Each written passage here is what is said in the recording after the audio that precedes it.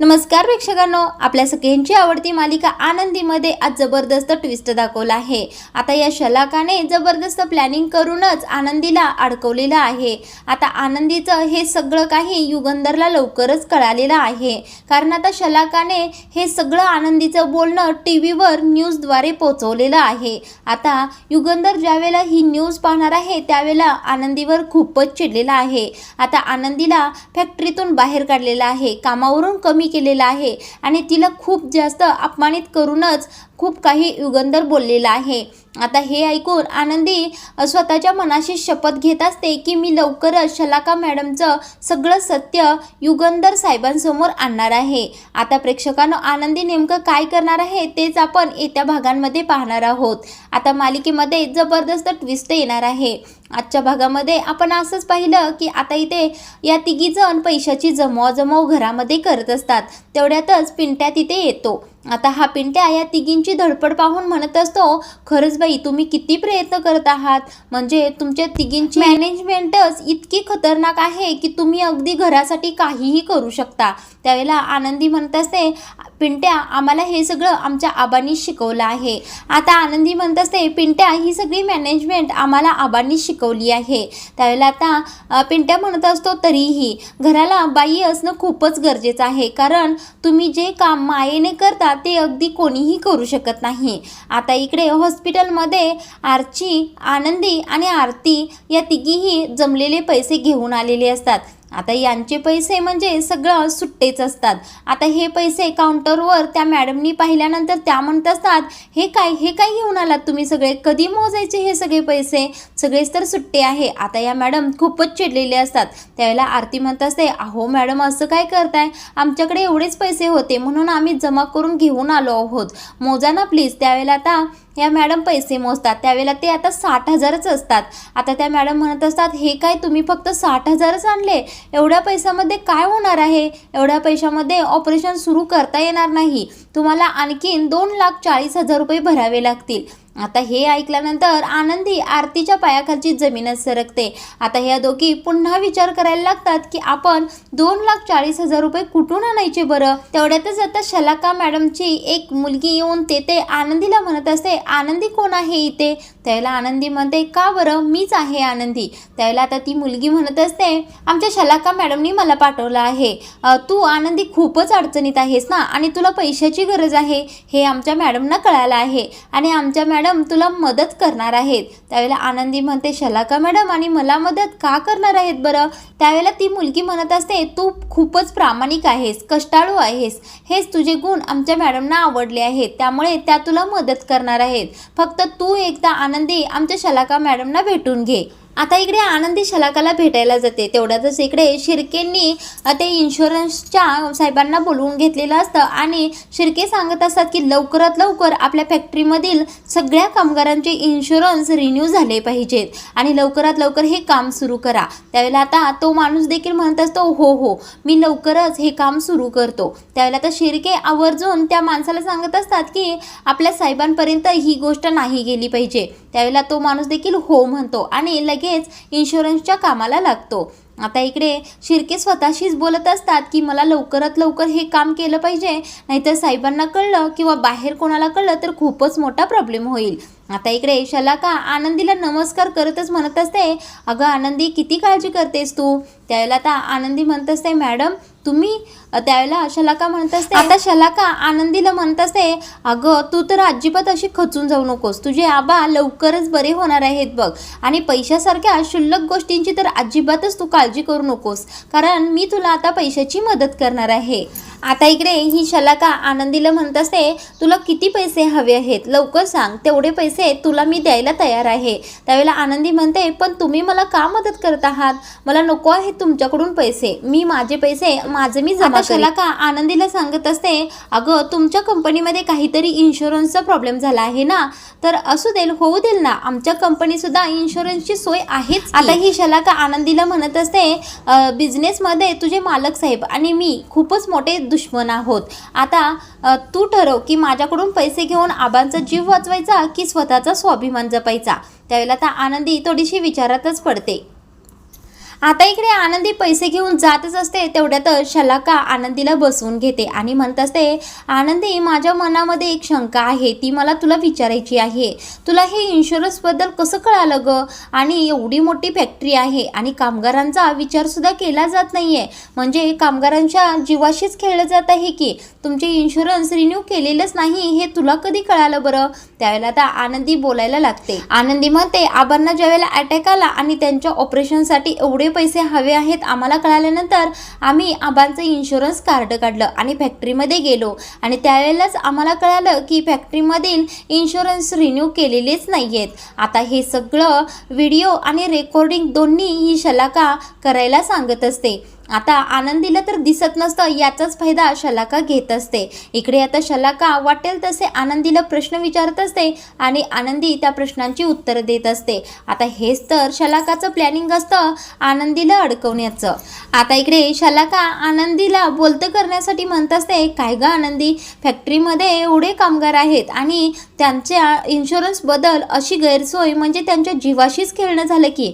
त्यावेळेला आनंदी म्हणते, हो तसंच काहीतरी, म्हणून तरी आम्ही शिर्के साहेबांकडे गेलो होतो आणि गेलो त्यावेळेला त्यांना सुद्धा कळना की नेमकं हे कसं झालं आहे. आता शलाका आनंदीला युगंधरच्या विरोधात काही वाटेल ते सांगायला सुरू करत असते. ती म्हणते ते अगोदर कामगारांचा विश्वास संपादन करायचा आणि नंतर पाठीमध्ये खंजीर खुपसायची. आता हे ऐकून आनंदी म्हणत असते, नाही शलाका मॅडम, आमचे मालक साहेब तसे नाही आहेत. आता एवढं बोलणार तेवढ्यातच शलाका म्हणत असते, अगं आनंदी तू शांत बस, मला माहीत आहे तो युगंधर कसा आहे आणि कसा नाही ते. आता ही शलाका वाटेल तसे आनंदीला युगंधरबद्दल सांगत असते की हा माणूस किती धूर्त आहे ते मला बरोबर माहीत आहे. आज मी तुला मदत करते म्हणून, नाहीतर पुन्हा एखाद्या गरीबावर असं संकट आलं तर काय होईल ग आनंदी? तुला कळतंय का नेमकं हे काय चाललं आहे? आता मात्र आनंदीला हे कळतं की शलाका तिचे कान भरत आहे. म्हणून आता आनंदी म्हणत असते, मॅडम तुम्ही मला मदत केली त्याबद्दल खूप खूप आभार, मी येते आता. असं म्हणून आनंदी जातच असते. तेवढ्यातच शलाका पुन्हा तिला बसवून घेण्याचा प्रयत्न करत असते. शलाका म्हणत असते, अगं आनंदी असं काय करतेस, लगेच कुठे निघालेस? अगं तुझ्या मनामध्ये काय आहे ते बोल ना, तुला खूप काही अजून बोलायचं आहे. आता ही शलाका त्या व्हिडिओग्राफरला खुणवूनच सांगत असते, ती बोलते तेवढ्यात व्हिडिओ करून घे. पण आता आनंदी थांबायलाच तयार नसते. आता इकडे आनंदी शलाकाचं काहीच ऐकत नाही आणि शलाकाला म्हणत असते, नाही मॅडम मला गेलं पाहिजे, आबा हॉस्पिटलमध्ये आहेत आणि तिथे पैशाची गरज आहे.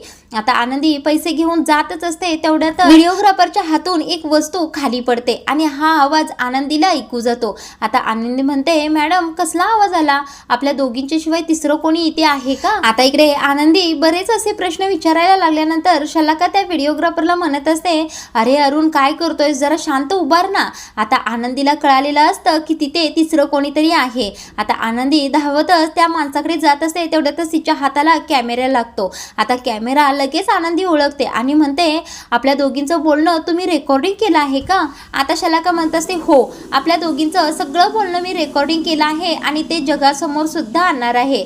आता या युगंधरची बरोबर मी वाट लावणार आहे. आता आनंदीला कळून आलेलं असतं की शलाका मॅडमनी हे सगळं प्लॅनिंग करूनच तिच्याकडून बोलवून घेतलं आहे. आता आनंदी पटकन शलाकाकडे जात असते. तेवढ्यातच ती टिपॉयला धडकते. आता उठून पटकन शलाकाला म्हणत असते, अहो मॅडम असं काय करताय, यात मालक साहेबांची काही सुद्धा चूक नाहीये, ती सगळी चूक टेक्निकल सुद्धा असू शकते ना. त्यावेळेला आता शलाका म्हणत असते, चूक? आता तुला चूक काय आहे बरोबर आहे ते बरोबर कळणार आहे, कारण आता हे सगळं टीव्हीवर दाखवणार आहे. आता ही शलाका एवढी धूर्त असते की आनंदीच्या हातामधून पैसे हिसकावून घेते आणि तिला म्हणत असते, आता तुला जे बोलायचं होतं ते तर तू बोलून टाकलंच आहेस, आता हे पैसे सुद्धा तुला मिळणार नाही. त्यावेळेला आनंदी म्हणते, अहो मॅडम असं काय करताय तुम्ही? आमचे मालक साहेब तर कामगारांना घरच्यांच्या सारखीच वागणूक देतात, सगळ्या कामगारांची ते खूपच काळजी घेतात आणि तुम्ही असं काही सुद्धा करू नका. आता शलाका आनंदीचं काहीच ऐकायला तयार नसते. त्यानंतर आनंदी म्हणत असते, मी सगळ्यांना जाऊन सांगणार आहे की शलाका मॅडमनी पैशाचं आमिष दाखवून माझ्याकडून हे बोलवून घेतलं आहे. आता ही शलाका आनंदीचे गाल दाबून धरते आणि तिला चिडूनच म्हणत असते, तुझ्या युगंधर साहेबांचं काही मोठेपण मला सांगू नकोस. त्या युगंधरला खूप वर्ष झालं मी ओळखते, किती धूर्त मूर्ख आणि स्वार्थी माणूस आहे तो मला बरोबर माहीत आहे. आता मालक साहेबांबद्दल असं सगळं ऐकून आनंदी चिडते आणि म्हणते, बस झालं मॅडम, आता आमच्या मालक साहेबांबद्दल एक शब्द सुद्धा मी ऐकून घेणार नाही. आता आनंदी रागाने शलाकाला म्हणत असते, तुम्ही माझ्याकडून पैसे परत घेतले ते पण बरंच झालं, कारण तुमच्यासारख्या कपटी बाईकडून मी पैसे घेतले आहेत हे जर आबांना कळालं असतं तर त्यांनी मला कधीच माफ केलं नसतं. आता आनंदी असं म्हणल्यानंतर शलाका चिडते आणि आनंदीला धक्का मारते आणि जमिनीवर खाली पाडते. आता शलाका म्हणत असते, उठ इथून आणि निघ, पहिल्यांदा तुझं हे रडगाणं तुझ्या मालक साहेबांसमोर सांग जा. आता आनंदी उठते आणि हळूच घराबाहेर पडते. आता शलाका त्या व्हिडिओग्राफरला म्हणत असते, अरुण जा पटकन कामाला. आता शलाका त्या व्हिडिओग्राफरला म्हणत असते, हे सगळा व्हिडिओ एडिट कर आणि सगळ्या जगासमोर आण. आता युगंधरची बरोबर वाट या व्हिडिओद्वारेच लागणार आहे. आता इकडे आनंदी हॉस्पिटलमध्ये येऊन आरती समोर रडायलाच लागलेली असते. आरती म्हणते, अगं आनंदी काय झालं आहे, तुला का रडत आहेस? त्यावेळेला आता आनंदी म्हणत असते, अगं आरतीताई, माझ्याकडून खूपच मोठी चूक झाली आहे. मी शलाका मॅडमकडे जायला नको होतं, म्हणजे त्यांनी प्लॅनिंग करून माझ्याकडून बरंच काही बोलून घेतलं आहे. आपल्या मालक साहेबांच्या विरोधात सगळं काही बोलून घेतलं आहे आणि त्याचा रेकॉर्डिंग केला आहे आणि त्याचा व्हिडिओ सुद्धा केला आहे. आता इकडे आरती आनंदीला म्हणत असते, अगं आनंदी, असं कसं बोललीस तू आणि काय बोललीस बरं तू? त्यावेळेला आनंदी म्हणते, अगं मी आबांच्या टेन्शनमध्ये होते आणि जे काही फॅक्टरीमध्ये घडलं की इन्शुरन्स रिन्यू केलेलेच नाही आहेत तेच फक्त मी सांगितलं आहे. त्यावेळेला आरती म्हणते, अगं मग चुकीचं काय केलंस? जे बरोबर आहे तेच तर तू सांगितलंस ना. तेवढ्यातच आता टी व्हीवर न्यूज सुरू होते. आता त्या न्यूजमध्ये आनंदी युगंधरच्या विरोधातच बोलत असते. ती म्हणत असते, फॅक्टरीमध्ये सगळ्या कामगारांचे इन्शुरन्स रिन्यू केलेलेच नाही आहेत. आता युगंधर बद्दल खूपच मोठा धमाका न्यूजवर झालेला असतो. आता इकडे हा चंदन शलाका मॅडमना फोन करून म्हणत असतो, मॅडम तुम्ही काय प्लॅनिंग केलं आहे? जबरदस्त धमाका झाला आहे इकडे. आता इकडे शलाका या चंदनला फोनवर म्हणत असते, माझ्या विरोधात जाऊन युगंधरला सगळं प्रोजेक्ट या आनंदीनेच मिळवून दिलं होतं ना. आता बघ, या आनंदीला मी सोडणारच नाही. या आनंदीला माहीत नाही की ही शलाका म्हणजे किती मोठा धमाका आहे. आता या आनंदीला एवढं छळणार आहे की ती पुन्हा कधीच माझ्या विरोधात कोणतंच काम करणार नाही. आता ही सगळी न्यूज युगंधरपर्यंत पोहोचलेली असते. आता टी व्हीवर न्यूज पाहिल्यानंतर युगंधर आनंदीवर खूपच चिडलेला असतो.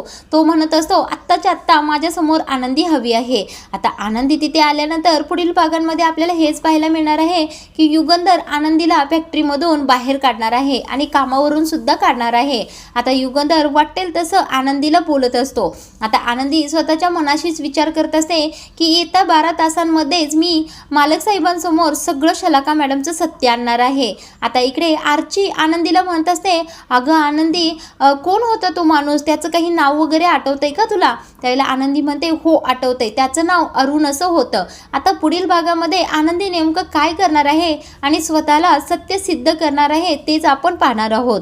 तर प्रेक्षकांनो, आनंदी मालिकेचे रिव्ह्यू रोजच्या रोज ऐकण्यासाठी आपल्या चॅनलला सबस्क्राईब करून ठेवा.